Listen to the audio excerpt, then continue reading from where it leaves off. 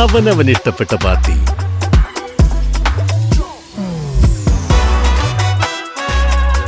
ഹാവൽസ്, ഓരോ ലൈറ്റിലും ഡിലൈറ്റ്. തെരുവുനായ വിമുക്ത കേരളത്തിനായി Mulavukad Saint Antony's KLCA unit പ്രതിഷേധ റാലി സംഘടിപ്പിച്ചു. തെരുവുനായ വിമുക്ത കേരളത്തിനായി KLCA മുളവുകാട് സെന്റ് ആന്റണീസ് ഇടവക യൂണിറ്റിന്റെ ആഭിമുഖ്യത്തിൽ വിമോചന സമരവും പ്രതിഷേധ റാലിയും സംഘടിപ്പിച്ചു. പള്ളി അങ്കണത്തിൽ നടത്തിയ വിമോചന പ്രതിഷേധ സമരം ജനസേവ തെരുവുനായ വിമുക്ത കേരള സംഘം ചെയർമാൻ ജോസ് മാവേലി ഉദ്ഘാടനം ചെയ്തു. കോടതികൾ സ്വൈര്യമായ ജീവിതം ജനങ്ങൾക്ക് ഉറപ്പുവരുത്തുന്നതിന് വേണ്ട അനുകൂലമായ വിധികൾ പുറപ്പെടുവിക്കുവാൻ ജനങ്ങളുടെ ഇത്തരത്തിലുള്ള പ്രതിഷേധ ശബ്ദങ്ങൾ ഇനിയും ഉയരണമെന്ന് അദ്ദേഹം ആഹ്വാനം ചെയ്തു.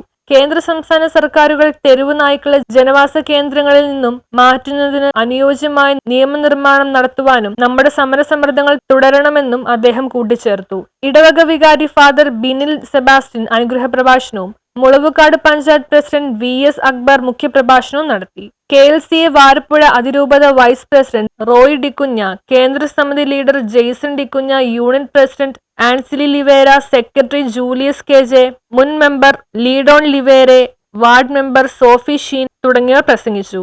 News bureau, Mulavukad.